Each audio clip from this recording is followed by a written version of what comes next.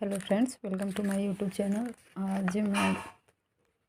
आज जो क्वेश्चन मैं सॉल्व करने वाली हूँ वो NBS हो, KBS या DSSS या फिर किसी भी टीचिंग एग्ज़ाम्स के लिए काफ़ी इम्पोर्टेंट है। एंड सबसे इम्पोर्टेंट बात ये है कि इसमें जितना भी क्वेश्चन दिया हुआ है वो ऑलरेडी प्रीवियस ईयर क्वेश्चन है एंड कुछ खुद से ऐड किया हुआ क्वेश्चन है। सो इस पैटर्न को देखने के बाद आपको समझ में आएगी किस टाइप की साइकोलॉजी या पेडागोजी पूछी जाती है। तो मैं टॉपिक वाइज चलती हूँ एंड ये KBS के लिए काफ़ी इम्पोर्टेंट है, साथ में DSSS के लिए एंड NBS के लिए, फिर वो TGT हो, PGT हो या प्राइमरी लेवल का। कि यहाँ से दी हुई है शिक्षण अभिरुचि, शिक्षण का अर्थ, उद्देश्य, स्तर एवं शिक्षण का। तो आज मैं पढ़ने वाली हूँ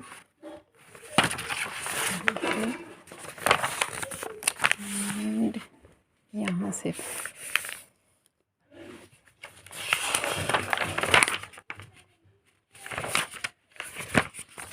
तो मैं यहाँ से पढ़ने वाली हूँ। चलिए स्टार्ट करते हैं आज का टॉपिक। एंड आज का टॉपिक है शिक्षण का अर्थ, उद्देश्य, स्तर एवं शिक्षण कार्य। आज की टॉपिक है। क्वेश्चन नंबर 1 से स्टार्ट करते हैं। एक शिक्षिका अपने छात्रों से राज्य में हाल की घटनाओं के बारे में समाचार पढ़ने के लिए कहती है। फिर छात्रों को घटनाओं को विभिन्न शासन प्रणालियों में वर्गीकृत करने के लिए कहा जाता है। इस शिक्षण गतिविधि का उद्देश्य प्रकरण को डैश है। एक टीचर है जो अपने छात्रों को राज्य में जो भी घटना हुआ है उसके समाचार, मतलब एक टीचर है जो कि अपने स्टूडेंट को बोलती है जो भी न्यूज़पेपर है उसको पढ़ने के लिए, ठीक है। एंड उसमें जो है उस स्टेट के बारे में कुछ दिया गया है, जैसे शासन प्रणाली के बारे में वर्गीकृत करने के लिए कहा जाता है। तो ये जो गतिविधि टीचर के द्वारा करवाया जा रहा है, यानी कि न्यूज़पेपर बच्चों को पढ़वाया जा रहा है, इसका उद्देश्य क्या है? तो इसका उद्देश्य ये है प्रकरण को समझाना, यानी कि जो भी उसमें दिया हुआ है उसको समझाना। ओके। एक शिक्षिका अपने छात्रों से इसका आंसर ये हो जाएगा समझाना। हाल की घटनाओं के बारे में समाचार पढ़ने के लिए कहती है। फिर छात्रों को घटनाओं को विभिन्न शासन प्रणालियों में वर्गीकृत करने के लिए कहा जाता है। इस शिक्षण गतिविधि का उद्देश्य प्रकरण को समझाना है। ऐसी गतिविधि से विद्यार्थी स्वयं क्रिया करके अनुभव प्राप्त करते हैं, जिससे उनका अधिगम अस्थायी होता है और उनमें रचनात्मकता का विकास होता है। मान लो कोई न्यूज़पेपर है, अगर टीचर पढ़ के सुनाएगा तो बच्चा उसमें इंटरेस्ट लेगा या फिर नहीं भी लेगा। बट अगर बच्चा को ही न्यूज़पेपर दे दिया जाए पढ़ने के लिए एंड वो खुद से पढ़े तो वो ज़्यादा बेटर तरीके से उसको समझ पाएगा और साथ में वो उसके माइंड में भी ज़्यादा टाइम के लिए रहेगा। एंड इसके साथ साथ पढ़ने का जो रचनात्मकता, क्रिएटिविटी जो होता है वो भी डेवलप होगा बच्चे के माइंड में। कैसे हुआ, क्यों हुआ, किस प्रकार से हुआ, ये सारी क्वेश्चन। अब आते हैं क्वेश्चन नंबर 2 पे। अध्यापन के विषय में निम्नलिखित में से कौन सा कथन सही नहीं है? तो क्वेश्चन नंबर 1 देखते हैं। कुछ ऑप्शन नंबर 1, अध्यापन में यह भावना निहित होती है कि कोई कुछ न कुछ सीखता ही है। तो ये बात तो सही है। अगर कुछ पढ़ रहे हैं, स्टडी कर रहे हैं तो कुछ ना कुछ उसमें न्यू सीखने को मिलेगा ही, ये सही है। सेकंड नंबर देखते हैं। अध्यापन की यह विशेषता है कि अध्यापक और अध्येता के मध्य एक विशेष संबंध होते हैं, ये भी बात सही है। अगर कोई टीचर है एंड अगर ये कोई टीचर है एंड ये स्टूडेंट है तो इन दोनों के बीच कोई ना कोई तो एक विशेष संबंध बन ही जाता है, ये भी सही है। अध्यापन शिक्षा की एक आवश्यक शर्त तो होती है परंतु पर्याप्त नहीं, ये भी बात सही है। उसके बाद क्या है, यह अध्यापन के परिणाम स्वरूप बच्चे अनिवार्यतः सीखते ही हैं। तो अध्यापन के परिणाम स्वरूप बच्चे अनिवार्यतः सीखते हैं, यह कथन अध्यापन के विषय में सही नहीं है, क्योंकि कभी कभी अध्यापन बच्चों की आवश्यकताओं, अभिक्षमताओं, योग्यता, रुचि, मनोवृत्ति के अनुरूप न होने के कारण वे नहीं सीख पाते। ज़रूरी नहीं है कि जितना बार भी अगर बच्चा को पढ़ाया जाए वो उनसे मतलब अनिवार्यतः सीखते ही हैं, ऐसा भी ज़रूर नहीं है। मान लीजिए कभी बच्चा का मूड ना हो या फिर वो किसी बच्चा का क्षमता कम हो एंड उसको आप हाई लेवल का सिखाइएगा तो भी वो नहीं सीख सकता है। अगर बच्चा का मूड नहीं है एंड उस टाइम पढ़ाया जाए तो भी उस टाइम वो नहीं सीख सकता है। या इस तरीक़े से इसका ऑप्शन क्या हो जाएगा, डी। और 3 नंबर देखते हैं। 3 नंबर है जायस तथा मार्सवेल ने 1980 ने विभिन्न उपलब्ध अध्यापन प्रतिरूपों को 4 स्पष्ट वर्गों में बांटा। निम्नलिखित में से कौन सा वर्ग उन वर्गों में से एक नहीं है? तो इसका क्या हो जाएगा आंसर, ब्रूस और जोयस तथा मार्सवेल ने अपनी पुस्तक मॉडल्स ऑफ टीचिंग, इनका पुस्तक क्या था, मॉडल्स ऑफ टीचिंग में अध्यापन प्रतिरूपों को 4 वर्गों में इन लोगों ने बांटा है। जो पहला हो जाएगा अंतः प्रक्रिया वर्ग एंड दूसरा हो जाएगा सूचना प्रक्रम और तीसरा हो जाएगा वैयक्तिक वर्ग और चौथा हो जाएगा व्यवहार रूपांतरण। तो सूचना प्रक्रम दिया है, वैयक्तिक वर्ग दिया है, रूपांतरण वर्ग दिया है, तो उदार अधिगम ये नहीं होगा, ये उनमें से नहीं है। ये तीनों है और इसमें एक नहीं दिया हुआ है, अंतः प्रक्रिया वर्ग ये एक के अंतः प्रक्रिया वर्ग दिए हैं, फिर वैयक्तिक वर्ग है, व्यवहार रूपांतरण वर्ग है और सूचना प्रकरण वर्ग, ये वाला नहीं है, तो ये आंसर हो जाएगा। उसके बाद क्वेश्चन नंबर 4 यदि कूट निम्न प्रकार दिए गए हैं, ज्ञान समझ अनुप्रयोग विश्लेषण संश्लेषण मूल्यांकन ज्ञानात्मक पक्ष के लिए ब्लूम के वर्गीकरण में सही, यानी कि ब्लूम का जो ब्लूम टैक्सोनॉमी है तो उसके अनुसार इसको सही क्रम में सजाना है। तो सबसे पहले ब्लूम के अनुसार नॉलेज आता है, फिर उसके बाद कॉम्प्रीहेंशन आएगा, उसके बाद एप्लीकेशन, फिर एनालिसिस, फिर सिंथेसिस और फिर इवैल्यूएशन। ये ब्लूम टैक्सोनॉमी के अकॉर्डिंग है। उसके बाद आते हैं 5 नंबर, निम्नलिखित में से कौन सा हार्वर्ड के औपचारिक शिक्षण के पदों का भाग नहीं है? तो इसका हो जाएगा आकलन और मूल्यांकन। हार्वर्ड ने स्मृति स्तर के शिक्षण प्रतिमान की संरचना का निम्न 5 पद दिए। हार्वर्ड ने 5 दिए हैं और वो 5 क्या हो जाए, प्रस्तावना अथवा तैयारी, फिर प्रस्तुतिकरण, स्पष्टीकरण तथा तुलना, सामान्यीकरण और प्रयोग तथा अभ्यास, जिसमें आकलन और मूल्यांकन इनके 5 में नहीं है, तो इसका आंसर ये हो जाएगा। ब्लूम के अनुक्रम में कौशल डैश से जुड़ा हुआ है, यानी कि ब्लूम टैक्सोनॉमी है तो कौशल किससे जुड़ा हुआ है, कौशल संज्ञानात्मक डोमेन से जुड़ा हुआ है। ब्लूम्स टैक्सोनॉमी के अनुसार स्किल जो है कॉग्निटिव डोमेन से जुड़ा हुआ है।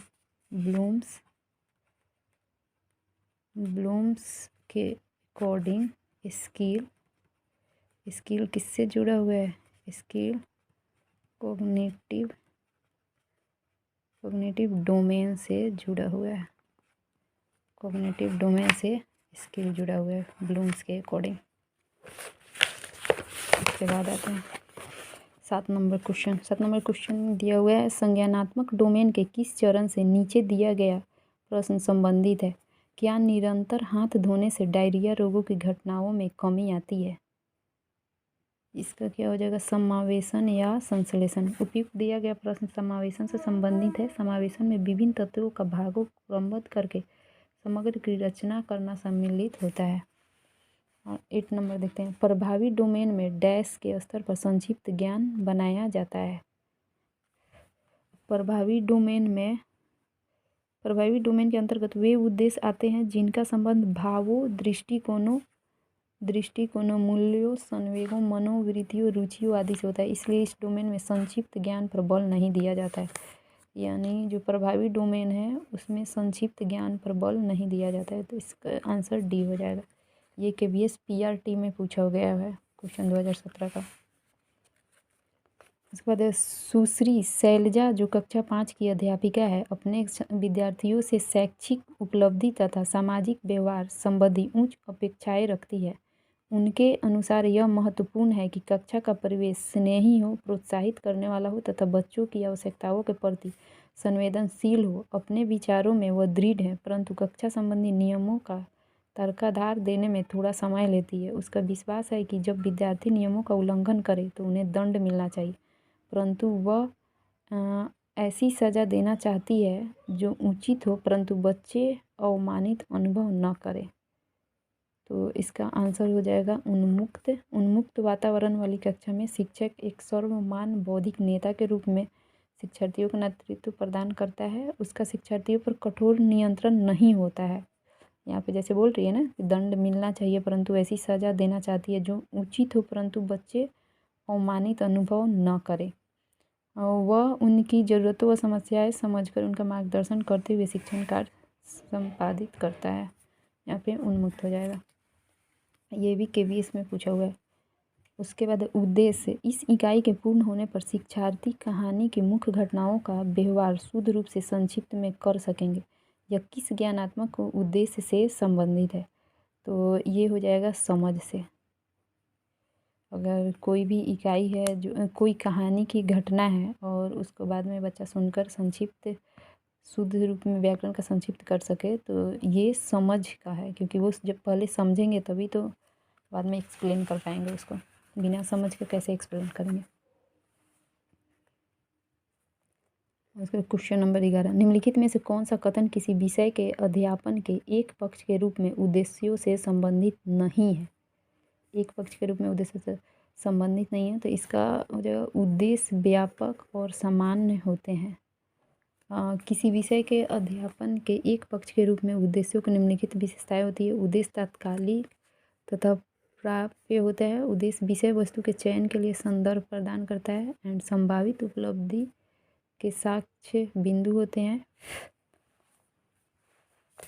उसके बाद 12 नंबर देखते हैं। उद्देश्यों के कथन के लिए प्रयुक्त व्यवहारगत पद जैसे परिवर्तन लाना, गणना करना, खोजना, निर्देशित करना, अनुरूपित करना, संशोधित करना, संक्रिया करना, भविष्य करना, तैयार करना, संबंध बताना, दिखाना, हल करना इत्यादि निम्नलिखित में से किस वर्ग से संबंधित है? ये अनुप्रयोग से संबंधित है, क्योंकि अनुप्रयोग के अंदर ही परिवर्तन लाना या फिर गणना करना, खोजना, निर्देशित करना ये सारी चीज़ आते हैं। इसके बाद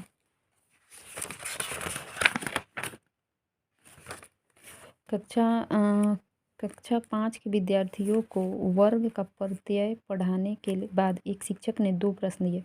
वर्ग की क्या परिभाषा है? एक वर्ग की रचना करो। वर्ग की क्या परिभाषा है यानी कि डिफिनीशन, और वर्ग की रचना करना है। यह बताइए कि ये प्रश्न ज्ञानात्मक विकास के स्तर से संबंधित किन उद्देश्यों को मापते हैं? ए, ज्ञान तथा ज्ञान का प्रयोग। जैसे सबसे पहले अगर वर्ग के बारे में बताया जाता है कि वर्ग क्या है, कैसे है, उसके डिफिनीशन देंगे एंड फिर उसकी आकृति बताना है। तो ये हो जाएगा ए जो है ये ज्ञान हो गया और ये क्या हो गया, उसका प्रयोग भी है। तो ए नंबर हो जाएगा, पहले ज्ञान और फिर उसका प्रयोग।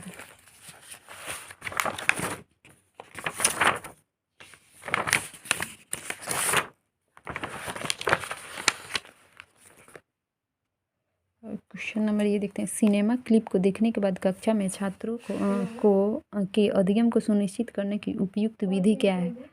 तो मान लीजिए बच्चा को सिनेमा दिखाया जा रहा है और उसके बाद वो कितना लर्निंग किया है इसको पता करने के लिए सबसे बेस्ट है कि उनको असाइनमेंट बनाने के लिए दिया जाए। असाइनमेंट में क्या होता है कि बच्चा जो है जो भी उसका अनुभव है या फिर जो उसको नॉलेज मिला है मूवी से या सिनेमा से, वो उसको एक्सप्लेन करेगा। तो इसका हो जाएगा अभिन्यास लिखना। उसके बाद नेक्स्ट क्वेश्चन देखते हैं। कक्षा में खोजपूर्ण सर्वेक्षण को एक विधि के रूप में इस्तेमाल करना शिक्षार्थियों में डैश को बढ़ाता है। खोजपूर्ण यानी कि बच्चा एक्सपेरिमेंट के थ्रू कक्षा में एक्सपेरिमेंट सर्वेक्षण में एक विधि के रूप में इस्तेमाल करना शिक्षार्थियों में क्या बढ़ाता है? तो जिज्ञासा को, यानी कि वो एक्साइटेड होकर एंड क्यूरियोसिटी उनकी बढ़ती है। खोजपूर्ण तरीका एक्सपेरिमेंट के थ्रू पे करने